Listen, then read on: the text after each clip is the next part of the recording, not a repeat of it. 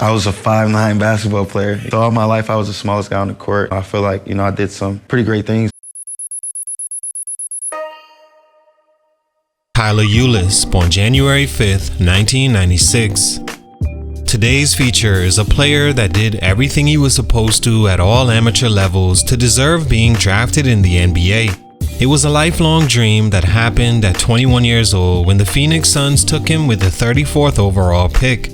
For a guy listed at 5'9" in shoes when measured at the NBA Combine, making him the second shortest player there after Kay Felder, and also just 149 pounds, being the lightest player there by far, it's amazing Tyler Ulis even made it to the NBA, seeing how much he had to physically fight against on his way there. But don't feel too sorry for him, because Tyler Ulis had game.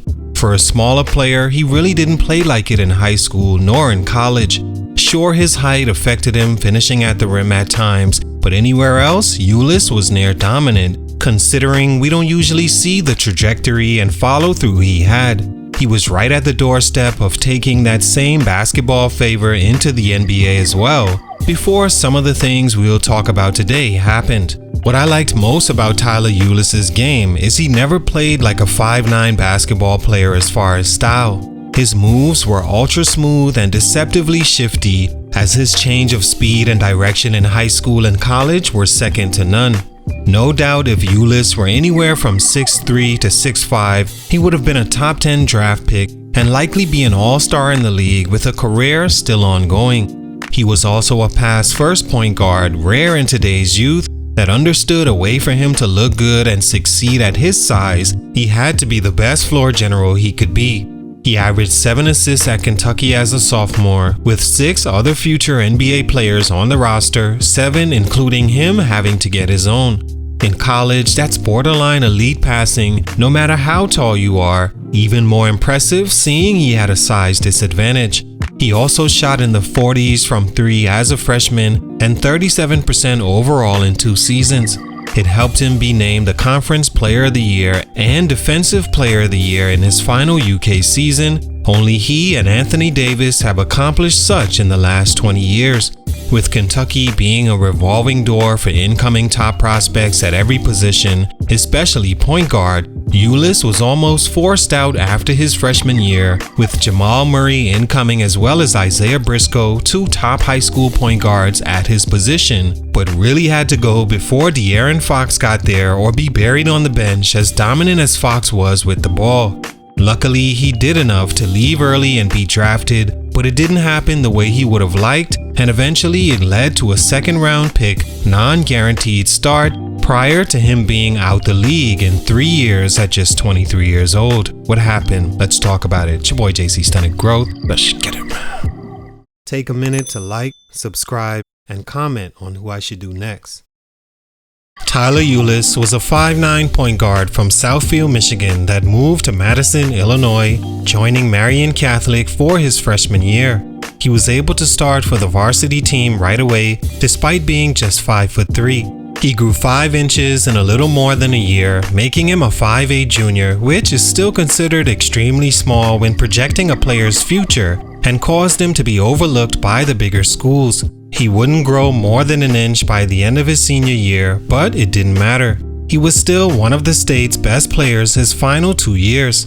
As a senior, his team won 29 games and lost 4, a school record, while being named a McDonald's All-American and Jordan Brand participant, ranked the 3rd best point guard in the 2014 class by 247. He chose Kentucky over Michigan State, playing a reserve role for the Wildcats behind the Harrison twins that held down both guard positions. In his second year, he would put up lottery pick numbers and would have certainly been taken much earlier than he did in 2016, if not for stunt number 1, the hip injury leak. One thing that really hurt Tyler Ulis coming into the draft was news that he had sustained a hip injury at some point after his final game at UK or before the NBA draft, some scouts even saying he played some of the season with the injury. A rumor John Calipari before the draft swore was false, saying he played every game during the year at almost 40 minutes per game and never looked injured. He also had an amazing year on both ends of the floor, which makes you believe in Cal's assessment. Unless you're one of the 30 teams that passed on Ulis, mainly because of the hip injury rumors, causing his stock to plummet from mid to late first round pick, possibly even lottery, to the beginning of the second round. A difference that literally means a guaranteed opportunity to develop with a team's full attention to their investment, and a non-guaranteed situation where at any time, any day, you could be shipped out by the team and even let go altogether if some unfortunate injury was to happen or you don't play up to expectations soon enough. That's a lot of pressure for second rounders, especially when you're supposed to have been a sure first round pick, and something as small as a rumor deterred that. But was it actually just a rumor? First off, hip injuries, in my opinion, are the worst of all basketball injuries low-key. I've seen it with my own eyes change a player's entire career and even end some altogether. You've seen it too with a guy like Isaiah Thomas, who was an MVP candidate before injuring his hip, and it changed his career for the worse. Ulis did end up having hip surgery within the next 3 years, so maybe teams knew the reports weren't false. That one injury placed him in a position he was out the league sooner than hoped. Stunt number 2, too small.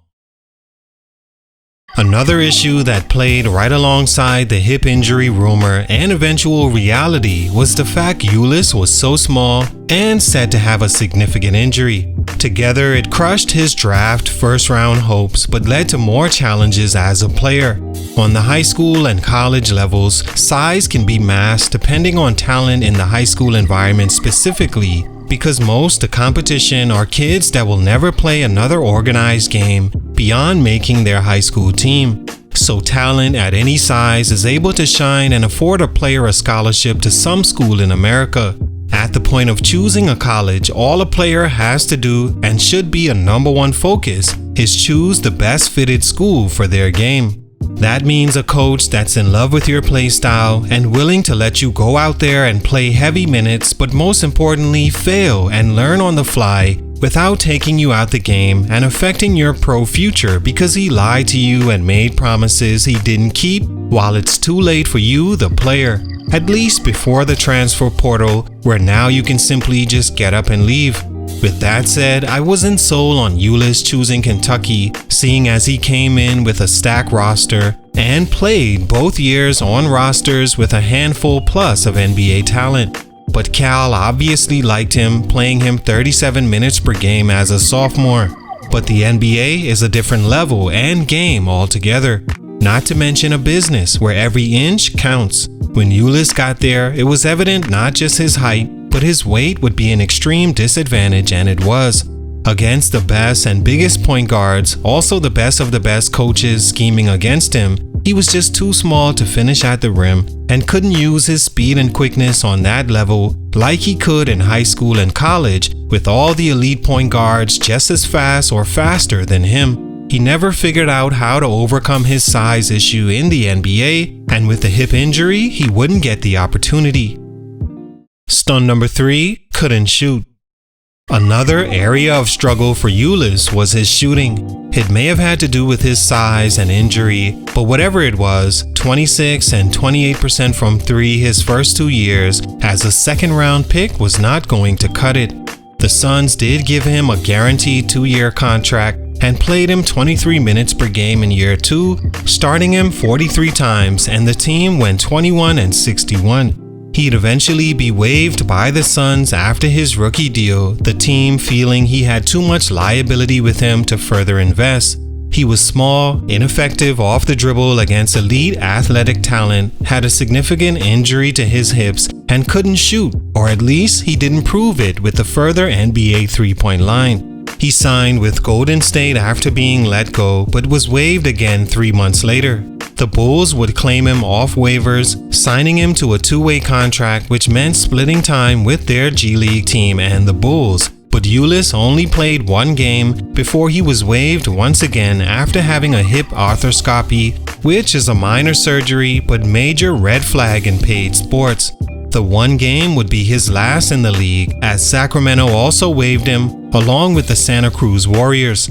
shooting is very important in the NBA, especially when you're a small point guard who can't really score anywhere else, and Tyler just didn't have that in his NBA bag. All in all, like mentioned, salute to Ulis for even making the NBA at his size and health issues. He had a great amateur career, made the NBA, and now is heading into coaching, added to the UK staff when John Calipari was still there, and likely to play out that newfound opportunity going forward.